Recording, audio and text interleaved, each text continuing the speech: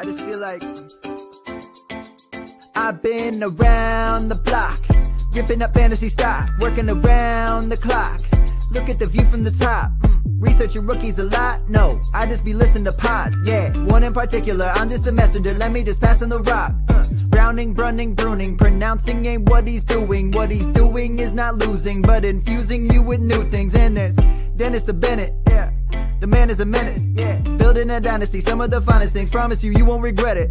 Sly as a fox, cultured in pop. Give him his props. Here is a thought, here is a box, and you cannot compare them at all. So don't even try. Careful with the news, but when you use a take, I take up Tony Fire. I mean Dyer, because anyone else is a huge mistake. Whoa, fantasy round table, fantasy round table, yeah. Fantasy round table. Come take a look at the crown, baby. Hey, fantasy round table, fantasy round table, woo. Fantasy round table. Come take a look at the crown, baby. Go.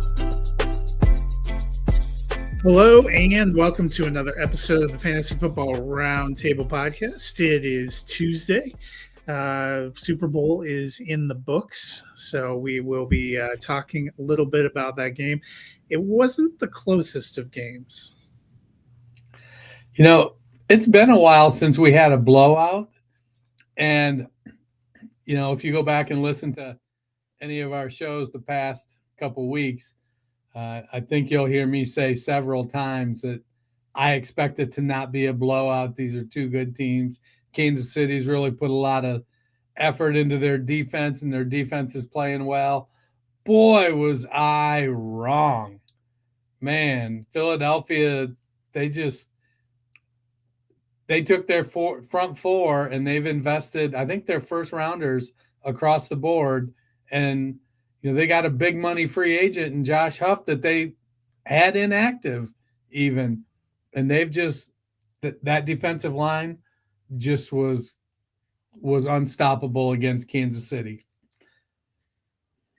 Yeah, it was kind of a shocking outcome.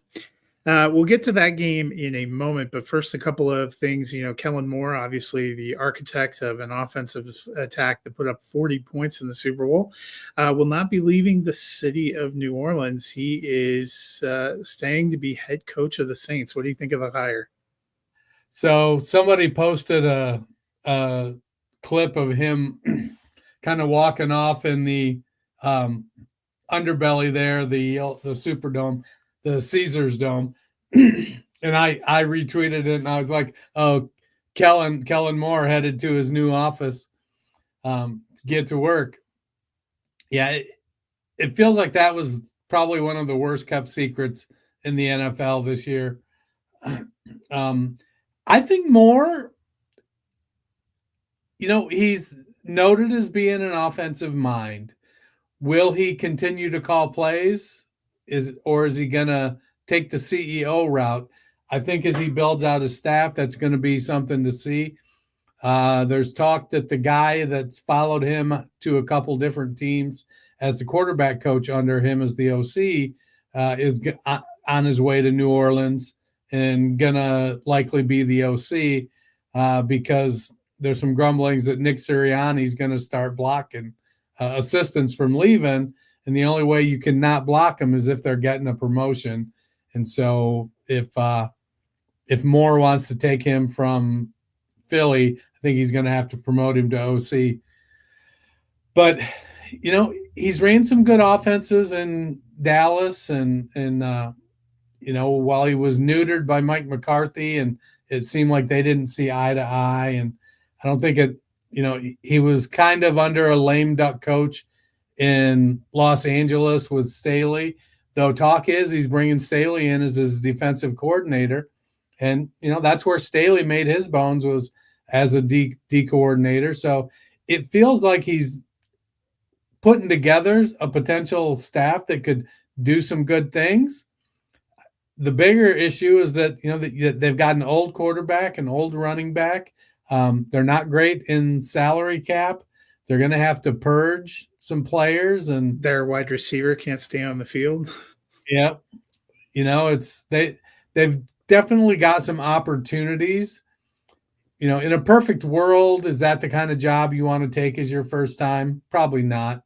But also, there's only so many of those jobs that come around. And you got to strike while the iron's hot. So I like the hire. I think he's going to be fine. I think he'll be better if he can, make that transition to the CEO role.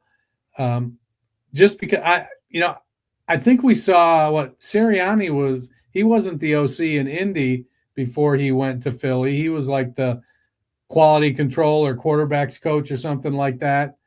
And he had kind of moved up, and he went sort of into that CEO role.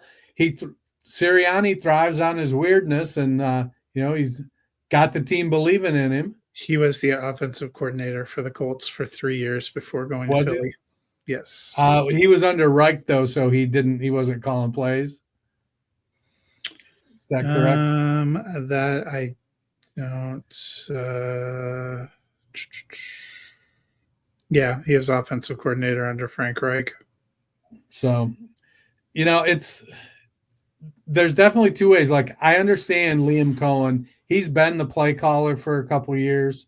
And I understand if Kellen Moore decides he's going to call the plays. He's been the play caller for probably more years than Cohen has. So, the downside is the team's not very good. They're aging on both sides of the ball. And they're not in a great salary cap condition. Another piece of news, Deebo Samuel has requested a trade and been given permission to seek a trade. I thought he was going to be moved. He was one of the players I thought would be moved this offseason. I still think he's going to be moved. Do you think they get a trade done this time? So did he request a trade, or Yes. did they say, look, we're going to trade you? And so he said, you can't trade me. I'm asking for a trade. It feels like one of those situations. I don't know. He said he requested a me, trade in their off-season meeting. So yeah, in their exit meeting, that wouldn't be a shock based on how he finished this season. If you noticed, wasn't a huge part of what they were doing. Yeah, and there's been talk for several weeks that they had him on the block. They're looking to move him, and with Pearsall and Jennings, Ayuk and Kittle and McCaffrey, it feels like somebody's got to be the odd man out. So, take one of your 28-year-old wide receivers and make it that guy. I'm not sure. I don't think he's going to go somewhere and be, A.J. Brown or C.D. Lamb. I just don't think that's his game. But I do think he can go somewhere and be productive. And if he can stay healthy, hopefully he goes to an offensive coordinator that doesn't feel the need to give him 8 to 10 carries a game. Have to see. Yeah, I think he will end up getting traded. And it makes the most sense for the 49ers too, because with Ayuk coming back, then we saw some good things from Pearsall, Jennings. They have they have George Kittle. So I think they'll have plenty of weapons. The other piece of news that came out, Aaron Rodgers likely is not returning in New York, which likely means Devontae Adams, who apparently has not had any contact with the Jets since the end of the season, is not returning either. Doesn't seem like Rodgers is going to retire, because he flew to meet with them. Apparently one of their conditions, if they were going to bring him back, was that he stopped doing the Pat McAfee show. So he told them he'll take his chances elsewhere. Right. What do you make of Rodgers? So one thing that I think it's safe to say about professional athletes is that they don't know when to go. They stay, they think they still have it. They think they still got one more year. Maybe he does. I'm betting that, he's in the Dennis Quaid phase of any given Sunday right now. And he throws the ball away all the time to avoid getting hit. He's skittish. He's not as mobile as he used to be. The arm isn't quite what it used to be. But the brain's still like, I can do this. I can do it. And I think that we're potentially looking at a lot of teams that might need a quarterback that are just like, you know what? I don't need that quarterback. And it could be in season before he gets an opportunity to sign somewhere. I think teams are going to take a look at what they have. They're going to look at he's a disruptive person in the locker room.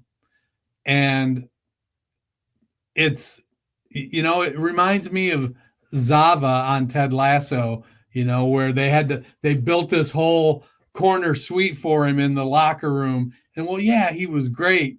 He wasn't really part of the team. He was just on the team. And so you kind of feel like that with Aaron Rodgers. He's on the team, but he's not really part of the team. And so I think there are a lot of teams that are going to shy away based on, how bad he played and the baggage he brings with him. Yeah, and I think the big questions for the Jets is going to be, I don't really think anyone exactly will trade for him and eat that contract. They'd much rather like a Russell Wilson situation from last year, where if you're going to take a shot on him, maybe you can get him for low money, because the Jets are going to have to eat quite a chunk to release him. So be curious to see how that plays out. I don't know that the market's as big as some people think he could go in a whole bunch of different places. I'm not so sure. Yeah, I'm ranking him like there's not much of a market. No. Well, I mentioned the Super Bowl. Super Bowl 59 came and went. The Eagles getting the 40-22 victory. Jalen Hurts named MVP. Let's start with those Eagles. The core of their offense, all under contract, would be back next season. Obviously, you'll have another new offensive coordinator, which has seemingly been a revolving door there in Hurts' time with Sirianni. But, what do you expect of the Eagles this offseason? Yeah, I get it that it's been a revolving door, but the consistency has been Sirianni and Hurts. And Sirianni, I think he brings in guys that, have a similar philosophy to what he wants to run. He kind of says, okay, here's what we do well. What are you going to do with it when he's hiring an offensive coordinator? And it's been successful. I think probably my biggest concern, we have seen running backs handle 400 touches plus several times, and that next year it's just not the same. And they played 19 games with 22 games, something like that. 17 plus 3 plus 4, 21 games. So that's a long season. That's a lot of hits. And he had, almost 500 touches. That takes its toll. And it isn't like he's 22 or 23. He's going to be 29. I think he's still in very, very good condition. He's not your average running back, but he is 29 years old and 230 pounds. And he's coming off a 470 touch season. Now, granted, a lot of those touches, he was not actually touched by the defense on. He had a lot of space to work with, but that's really my big concern. It seemed like Jahan Dotson stepped up, took control of the third wide receiver role. And I think that gives them continuity at wide receiver. Dallas Goedert's still the tight end. Lane Johnson's, I don't think he's flirting with retiring, but if he retired, it's not like I'd be super surprised. But I do think he's coming back. But, Mekhi Becton's a free agent. Like, between Becton and Mailata, they've got 7,000 pounds of guard out there in front of Jalen Hurts. I mean, I feel bad for Cam Jurgens. He's 6'3", 305, and everybody out there dwarfs him on the offensive line. He's literally 6'3", 315. He is tiny out there with those other four guys. The offense, I think they're good to go. They're going to, their job, Howie Roseman's job, can we continue to develop the players we have? Can we bring players in that we can add to to the development channel so that when we have opportunities, we've got people ready to go. And right now, he's done that better than just about anybody in the league. And then that defense and the pressure they put on Mahomes with just those 4 down linemen. And, draft you a defensive tackle out of Georgia if you want to win. Those 2 big fellas in there were just making a mess and leaving the edges to run wild. It was crazy. The pressure they put on without blitzing, it had Mahomes rattled. I guess it goes to show with when you invest $500 million in your quarterback and you think, well, we're going to make this up by we'll just keep drafting offensive linemen, and when they get to the end of their contract and we need to spend a bunch of money to re-sign them, we're just going to bring in somebody else, draft somebody else. Now you've got a bunch of 3rd, 4th, 5th, 6th rounders, some free agents, and you're trying to, keep those demons off of Patrick Mahomes. And it didn't quite work out. And if I'm Kansas City, I'm going to take a good, long, hard look at this running back class. They need a running back. Yeah, so I was going to ask you about Kansas City. I agree. Running back, I think they have some older receivers who are free agents that I'm not sure will be back. I think they're going to have to work on their offensive line. They probably could stand to get some defensive pieces in the back end. Their secondary wasn't as good as it could have been. I think both these teams are still good and are still going to be playoff and Super Bowl contenders again next year, barring some major injury. Mahomes can carry them quite a long way in the playoff just based on who he is as a player. But they've got some holes and they need to be active in free agency and hit on some draft picks. Well, we're going to leave the 2024 season behind and start looking at 2025. So Dennis and I are going to do a couple of things today. First, we're each going to make 3 bold predictions for 2025. We'll see how those pan out and how we feel about them as we get closer to the season, because this is the way too early bold predictions.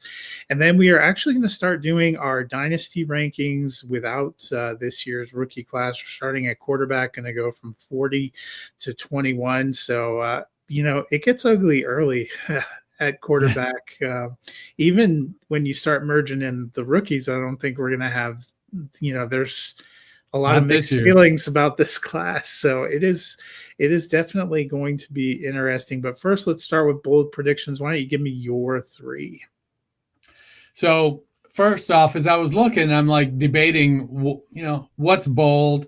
How outlandish is it? But I think Michael Penix is going to throw for more than 30 touchdowns. He's got Drake London, Darnell Mooney. I know Kyle Pitts has been an enigma. Bijan Robinson's a phenomenal pass catcher. Well, he can move around some in the pocket. He doesn't run a lot, so he isn't going to take a lot of short yardage opportunities. He throws the ball. That's what he does. And I think Penix is going to be 30-plus touchdown passes on 2025. You can give your other – No. 35. No, I think that's probably good for a guy who only played, 3 games so far. All right. So my second one, the first rookie quarterback to start a game in 2025 will not be Cam Ward or Shadur Sanders. I think that it's not as weak as the Kenny Pickett class, but it's a pretty weak class, and I don't expect either one of these guys to even as shaky as the back half of our 40 quarterbacks gets. I just think that a team is going to look at how they're playing, where they are, and take some time with them, set them up to be a little more successful. I think both of them have some tools to be able to be pretty good quarterbacks. I just don't think either one of them are elite. Neither one of them I don't think either one of them have the same cachet as Sam Darnold coming out of UC. And so that being said, I think they're probably mid to late first round picks as far as ability right now, but you either have a quarterback or you don't. And there's several teams that don't. So they'll take those two guys. But I wouldn't be surprised if a Jackson Dart or a Will Howard ends up starting a game before they do. Lastly, my third. So I mentioned Liam Cohen earlier. You know, he left Tampa, went to Jacksonville. We see it all the time. Offensive coordinator goes to a new team, and what do? They bring in players from their old team to help install their offense. And I know you're thinking, Chris Godwin, right? No, that's not who I'm predicting going to Jacksonville. I think during the draft, Liam Cohen trades a late round pick to Tampa for Sean Tucker and brings Sean Tucker into Jacksonville. And, you know, we saw him fill in the one game that he got significant playing time, put up monster numbers in Liam Cohen's offense. And I think he's a combination of Travis Etienne and Tank Bigsby. He's big enough. He's got some power, 5'10", 210. He's fast, almost as fast, maybe faster than Etienne. But he runs better inside than Etienne. He's got much better vision. He's a good pass catcher, maybe not quite as good a pass catcher as Etienne, but he's a lot more wiggly. He's a lot more elusive. And he runs with enough power that you don't have to take him off the field. And so it makes sense to me if I'm Liam Cohen, I'm going to bring Sean Tucker in to help teach these other backs. And because he's already so far ahead, he's going to get the first opportunity and he's going to run with it. He's got a chip on his shoulder about not being drafted, looking for an opportunity. I think Sean Tucker's headed to Jacksonville. I thought you were going to go Will Levis there. Because that would be kind of interesting. My three, my first one, you know, I think the Patriots are going to make the playoffs. You know, every year we see a team that was in a huge hole the year before right the ship. I liked the Mike Vrabel hire. I think they're putting some things together. I think they have some pieces in place. And I just have a feeling they're going to get there. My second one, I think Bryce Young finishes as a top 15 fantasy QB. You know, we went from thinking he might be dead after his coach benched him after 2 games to him finishing actually as QB 20 this year. He had a better finish than you probably realize, and that's with a fairly garbage first 6 or 7 weeks, both the games he started and the games that they put Dalton in to start. I like the way they were ending. You know, I'm hoping they're going to pick up some better players this offseason, and that offense going to keep rolling. And then my last one, you know, sometimes we've seen guys that were second fiddle somewhere go to be the main guy and it not work out, but I think T. Higgins is going to finish as a top 12 receiver. I think he's going to be able to stay on the field, and he's going to find the right situation where he is going to go off. He was actually wide receiver 17 despite missing 5 games for the Cincinnati Bengals. Saw 109 targets, you know, caught 73, caught a lot of touchdowns. I think he's going to go somewhere, and it may even end up being New England and have a big year. So that, as of today, those are the ones that I'm in on. You know, I easily can see the Patriots. I think Mike Vrabel, he's a win ugly kind of guy, and he's going to have a win ugly team there this year. They're going to have to be scrappy. I think he invests some effort into the defense, some resources into that defense. You know, Christian Gonzalez is a fantastic cornerback. I like that a lot.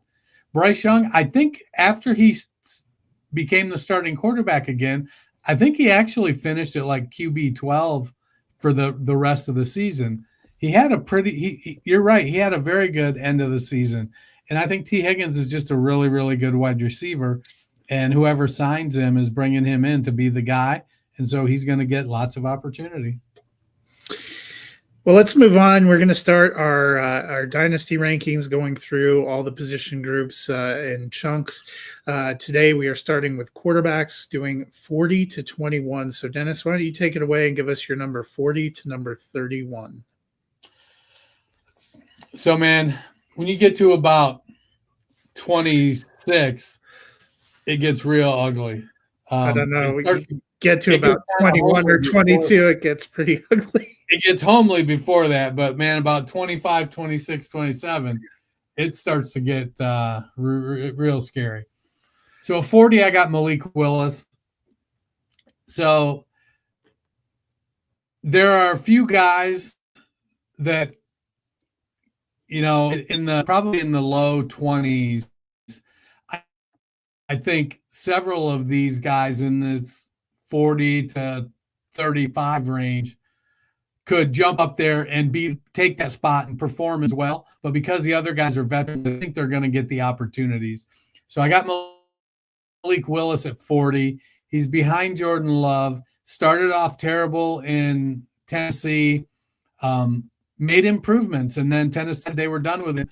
Green Bay brought him in. I think they thought, well, he's mobile. Jordan Love is mobile. Maybe we can make it work. And when he actually had to play in Green Bay, he didn't play too bad. He looked like he was studying and learned something. So got Malik Willis at 40. 39, I got Sam Howell. The biggest reason I got Howell in the top 40, he's young. He's 25, 26, maybe even 24. Got a season of starting behind him on a bad team with a bad offensive line where he threw the ball a lot and made a bunch of bad decisions, but he gutted it out and did the best he could. Sitting behind Geno Smith, when you come off a season where you get your ass beat like he did, I think it's good to have a year to get yourself together. I don't know how much training he's getting in Seattle. They changed offensive coordinators after 1 year, but I like Howell was my guy coming out in that class. 38, I got Gardner Minshew, 29-year-old quarterback, I think. He is 24. You were right. Howell? Yeah. Yeah. At 38, I got Gardner Minshew. He's in that journeyman stage right now. He's young enough that he's going to occasionally get a shot to start, but I think we've seen who he is and whatnot. He's not going to elevate your team, but I do think he gets another opportunity. These next couple are guys that I really wanted to put higher, but I just couldn't justify going over the people in front of them just yet. The first one, which is Hendon Hooker, he's behind Jared Goff. You know, I know they brought in Teddy Bridgewater to be the backup in the playoffs. Hooker had a terrible injury to end his college career. Prior to that, he was playing great. Came into the league older. He was a 25-year-old rookie. So it isn't like he's got an extended runway in front of him. And honestly, if he re-signs and ends up staying behind Goff, a lot of this potential kind of goes away. But right now, I think he's learning how to be an NFL quarterback. He knows what it's like to be in the system. I think if Goff were to go down for an extended period of time, I think Detroit's one of those, and we see it a lot. We saw it in New Orleans when Carr got hurt. You know, they went to Jameis Winston first, and then they went to the rookie Hainer afterward because they're like, well, if we need to put somebody in with no prep, we're putting in the veteran. And I think that's where Teddy Bridgewater is. You know, they need somebody that's going to go in with no prep. That's him. But if we got a week to get somebody ready, we're going to go with Hendon Hooker because he's younger and at this point maybe has more raw talent. Number 36, I went with Joe Milton. Big dude. He was last year, I thought he could be the next Taysom Hill. 6'5", 6'6", 235 pounds, big, muscular, good mover, mobile, not very accurate. Everything about Taysom Hill that we love. But they just stuck with him at quarterback. And when he got in and played quarterback, he actually looked pretty good.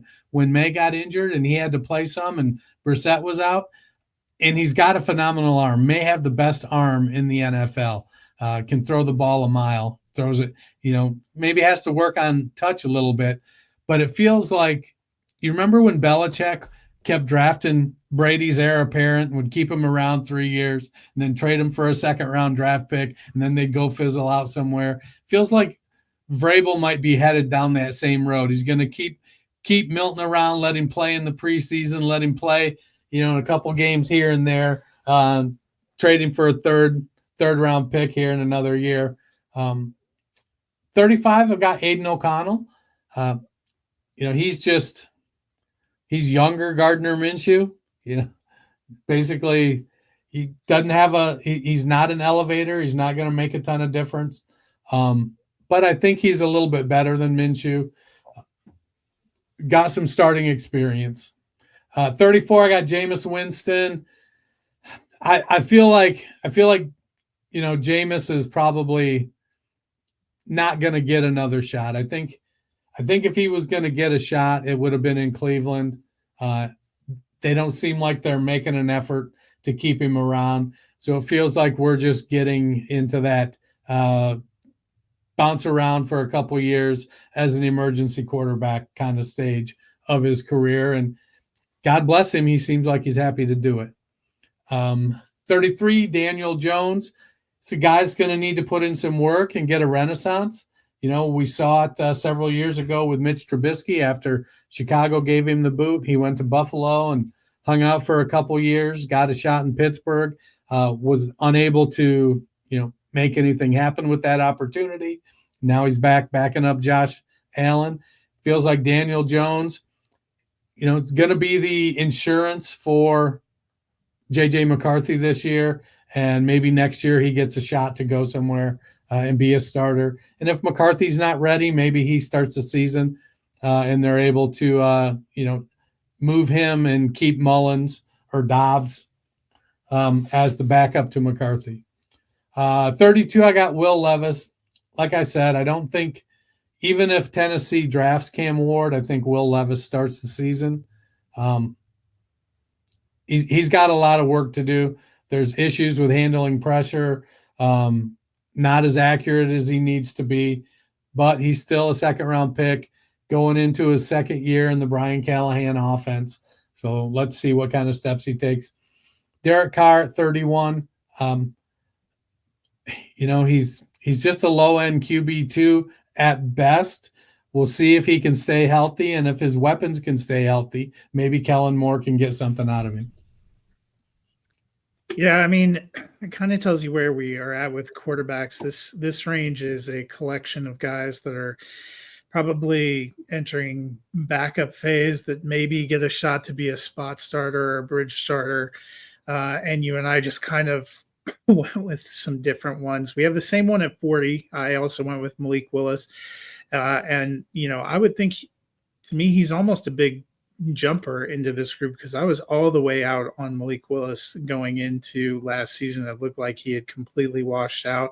But what we saw in Green Bay, actually made me think, he definitely looks like he could at least be a quality backup. 39 for me, I went with Mac Jones. I was very impressed with the way he finished the season in Jacksonville. We have seen him before be fairly successful in a season with New England. That's what kind of separates him probably from some of his other draft classmates. Aside from Trevor Lawrence, he was the most successful. We've actually seen him do it before. I think it's going to be an interesting offseason to watch and see if he ends up as kind of a guy that gets a bridge spot opportunity. Jimmy Garoppolo, who I have at 38. I think some of the same things. He had a very successful Week 18 start for the Rams.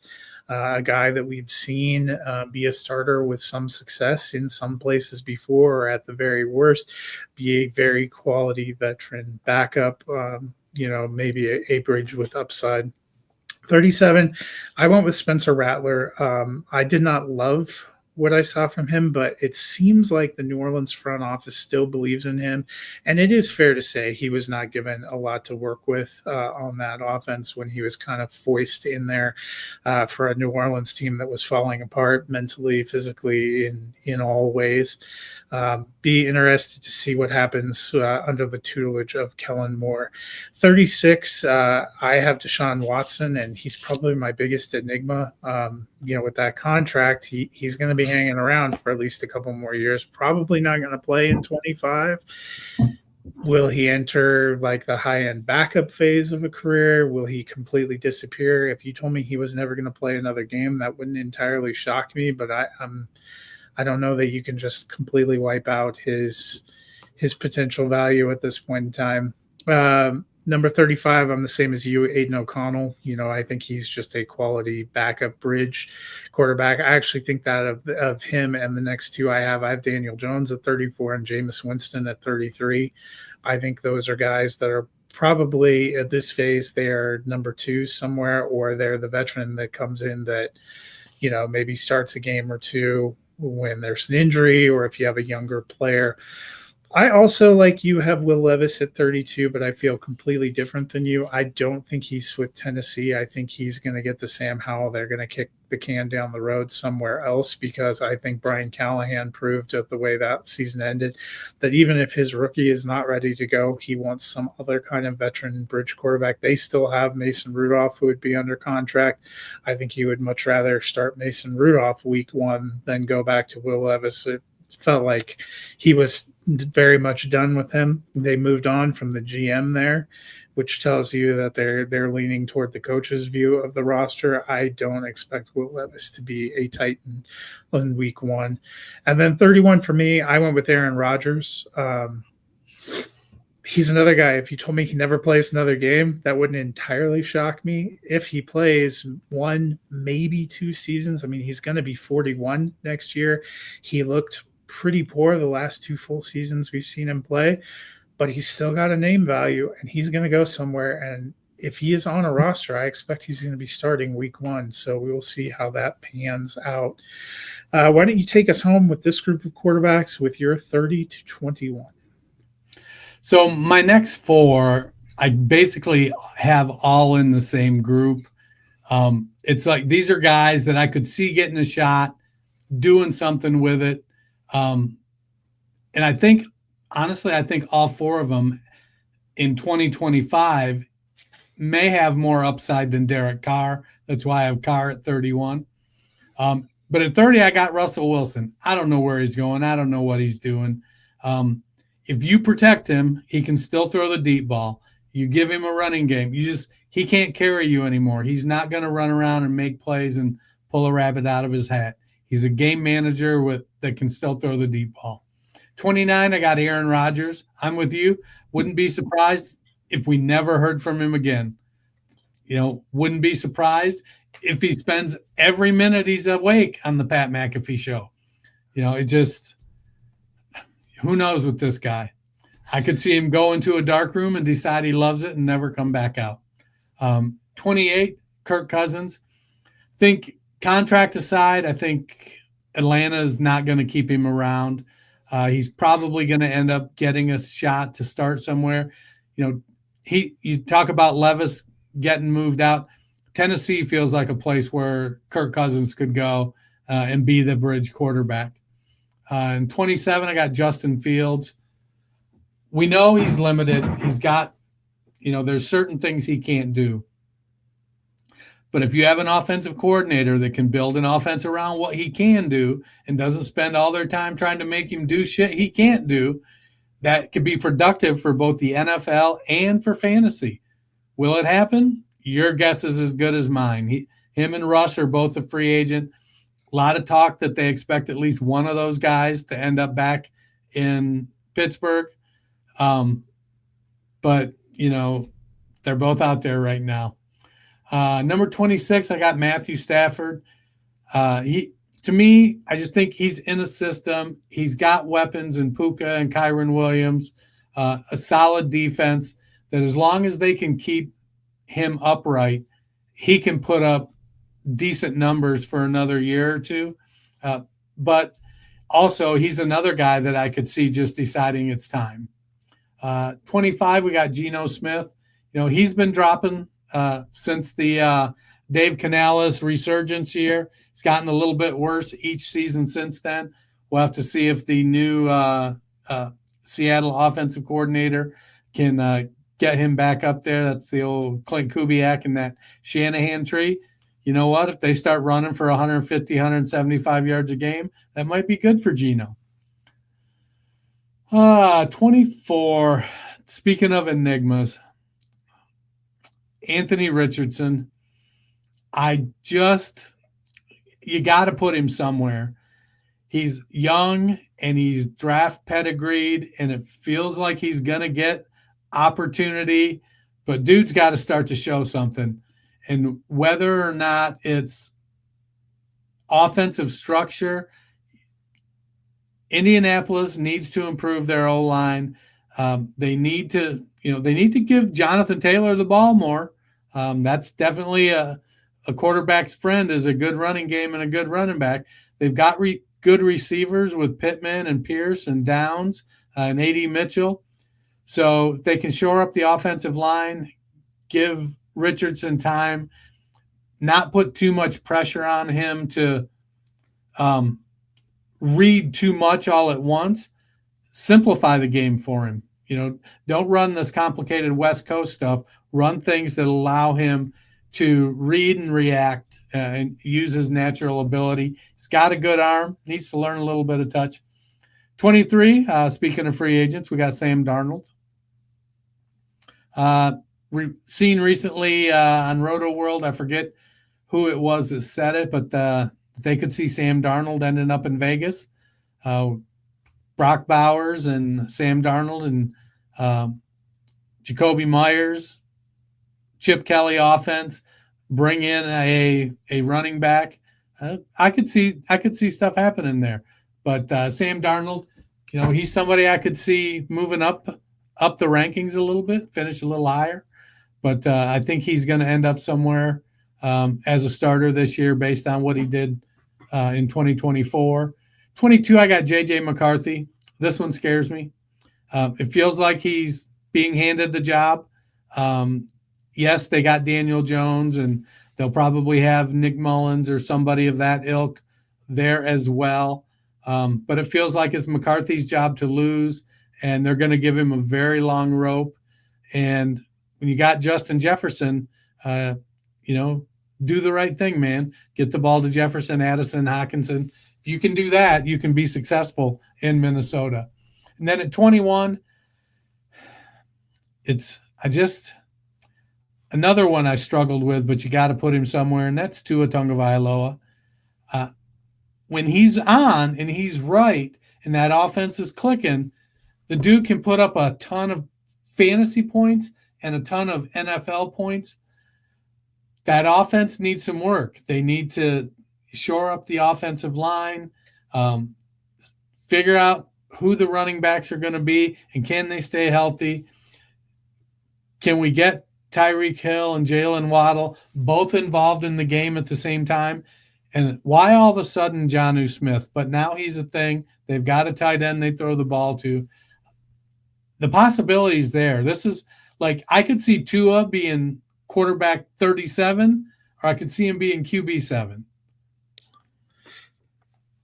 Yeah, and I feel like for me, 9 of the 10 guys in this block, for me, it's 25 feels like a make or break year where they're either going to solidify themselves and maybe move up or plummet down.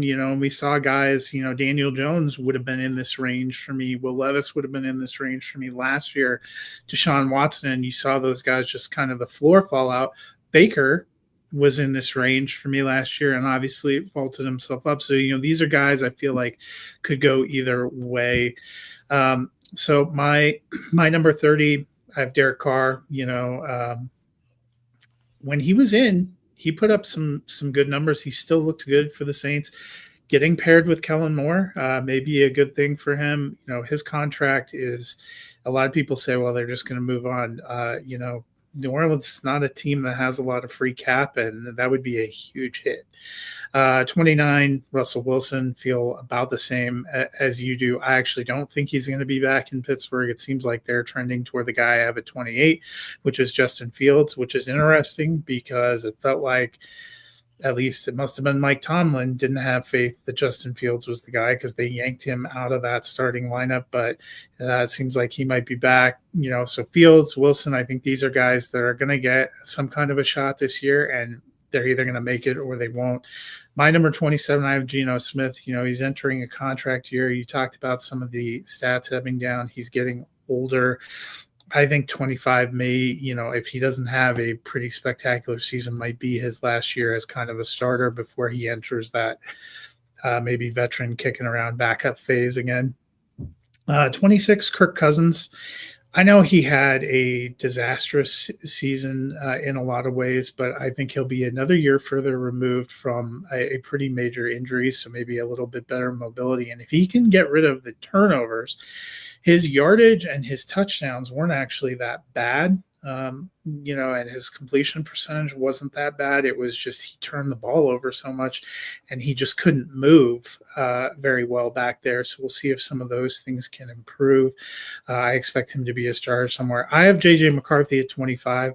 I think, like you, it's a big question mark. And is he going to get handed the job? Because it seems like there's varying opinions. We're still in February, so plenty of time to play out. A lot of people think, well, they're going to go to him.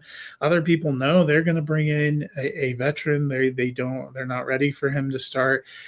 It's a kind of a narrow window. We've also seen rookies do really well in the last few years, but also ones not pan out. We got no sense of where McCarthy is going to end up in that range. Number 24 for me, Anthony Richardson. We got a few games of promise as a rookie, and we got a sophomore season that gave everyone huge pause, including his team. There's been a lot of talk they're going to bring in veteran competition. He said he welcomes that. He's got to make a major improvement or he's not long for being a starter, and it won't matter if he has fantasy upside. 23 for me, I have Tua Tagovailoa. I feel the same as you. There's a wide range of outcomes. His health issues reared their heads in a big way again in 2024, and a couple more bad hits like that, and I think he's out. You can't feel good about relying on him in a dynasty situation. He's a guy to me that if he's your QB3, you're pretty pumped about it. If he's your QB1, you need to make plans. Sam Darnold at 22, I feel like he's kind of in that, where Baker was last year. He had a great rebound season as a starter. Is he going to be back with Minnesota? Seeming less likely. Does he go somewhere and enjoy the same success? This is kind of a make or break. And then I have Matthew Stafford at 21. I have no question that he's going to do, a good job there. He seems to like it. They seem to be committed that while they're looking at trading Cup, that they are going to bring him back to the Rams. The question is just, 1 year, 2 more years, 3 at the most. I think you're just the ticking clock with Matthew Stafford. So that is our quarterbacks in that range. Let me ask you, who is probably the biggest riser for you in this group and the biggest faller? So honestly, the biggest riser for me was Joe Milton. I'm here in the Midwest, Columbus, Ohio. He started out at Michigan, moved to Tennessee. Honestly, I didn't think he would be an NFL caliber player. And it seems like he's doing a lot of the work to make himself a viable quarterback. He's a backup, clearly a backup. But when he gets the opportunity, he's making things happen. So, see, where did I have him? I have him at 36. That's 4 spots away from being a starting quarterback in the NFL. Granted, he's behind Drake May, and so May is a hot young quarterback, draft pedigree. So he's not somebody that I expect to beat Drake May out.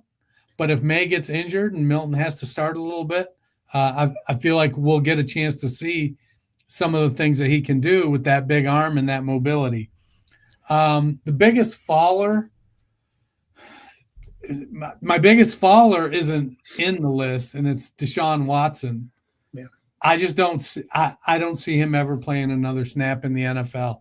I think he's out all next year because he's got the injury. He re-injured it, has to have more surgery. And then we're at one more year where, yes, it's a ton of money, but the Browns are going to be somewhere at quarterback that it's not going to matter that Deshaun Watson, what's going to be 32 then or something. I don't know how old it is. But he's just going to be, it's like, can you really go 7 years without playing and then come back and be an elite quarterback? Now, I get it. I exaggerate a lot with numbers. But it'll be a significant number of games missed through being put on the commissioner's exempt list, being benched because you're bad, and then being injured. So, yeah, I mean, that's not too big of a stretch. His last productive, he's my biggest faller too, and I have him at 36, but I don't feel good about it. 2020 was the last year that he put up, that he played a significant number of games and put up a goodly number of stats. He's going to be 30 next season, so potentially 31, trying to come back, and you are talking about a 6-7 season layoff. Yeah, I just think it's done. I off the field issues aside, I don't see any on field reason why you should have him in your lineup at this point. So who is one guy in this 21 to 40 range who, if things break right, could vault up into the top 20 or beyond? I went back and forth with a few different players, and all of them need to kind of show something. I'm going to pick Justin Fields. The other two guys were Kirk Cousins and J.J. McCarthy. We've seen Fields be productive and win games. He's got an unconventional game. I think Arthur Smith is kind of an unconventional offensive coordinator, and he may be just the guy to put Justin Fields in place to be able to win consistently. He's not a guy you want dropping back and throwing the ball 35, 40 times. It's just not where his game is at. But what we just saw, we just saw Jalen Hurts win the Super Bowl throwing the ball 22 times, and he won it by a lot bigger than the 18-point victory margin felt. So if they are able to, Hurts actually rush for 72 yards, if Fields is rushing for 50 to 70 yards and throwing for 180 to 220 yards and not turning the ball over, and you've got productive running backs, they got to do something because Warren and Harris were both free agents, so they're going to have to restock that running back room, and it's a great class to do it. But to me, I think if Fields can find some consistency, he may be able to vault up there and be viable for the next few seasons. Mine I'm going with is Tua Tagovailoa. In addition to me worrying about his health, I think Miami has a real funk about it right now. But did you see the news about Miami? It just came out about 5 minutes ago. No. Just signed Bobby Slowick as senior passing game coordinator. Mm-hmm. I think my question is more about the, personnel. Supposedly they've mended things and Tyreek's happy to be there. But wake me again in June and let's see where everybody's at. But on paper, they have the weapons and the potential to be really good. And we saw that in 2023 when Tua was healthy and all those players were clicking. They didn't even have Jonnu Smith out there clicking with them. And they didn't have Devon Achane the way he was clicking in 24. And Tua was still QB9. I mean, he has top 10 upside, but the injury, the enigma that is Miami under Mike McDaniel, the those give me pause right now. That's why I have him dropped lower. But it wouldn't be a shock. We've seen it before for him to finish with a top 10 year. I agree. Well, that'll do it for us today. Dennis and I will be out on Friday. There's a little holiday called Valentine's Day. We are celebrating, and we might be nerds, but we're going to get after it. Well, we got to appreciate the women in our lives that put up with a lot and give up a lot of, I don't know that my wife's ideal Sunday was cleaning the house, helping me prep food, and then watching a football game for 4.5 hours. But darn it if she didn't do it. So sometimes, you give back. You need to do things for your family as we enter the off season. There'll be a few times where Dennis and I will be out this off season taking vacations. Perish the thought. So, but we will be back on Tuesday looking at our top 20 quarterbacks, and then we will start diving into running backs next Friday. So, looking forward to just powering through some of these dynasty rankings. If people have something that they need to do to fill the time the rest of this week, especially with no football, what can they do? Well, the 2025 fantasy football season starts now. So they can start to listen to us now. But you can go back and listen. We've got a whole slew. We've got years and years of shows. Go to your favorite podcast platform, hit that search bar, type in the Fantasy Football Roundtable podcast. Give us a like, give us a subscribe. We're going to be bringing you stuff all NFL non-point scoring season. We're going to be talking dynasty. We're doing early dynasty rankings now. We're going to be doing rookies. We're going to be covering the NFL draft. We're going to be talking startups. We're going to be doing rookie mock drafts. We're going to be doing all kinds of stuff all summer. We got free agency coming up, the NFL Combine at the end of the month. The real work just starts now for us. Don't I know? Well, you guys have a happy Valentine's Day. Enjoy President's Day weekend. We will see you on Tuesday. Until then, have a wonderful week.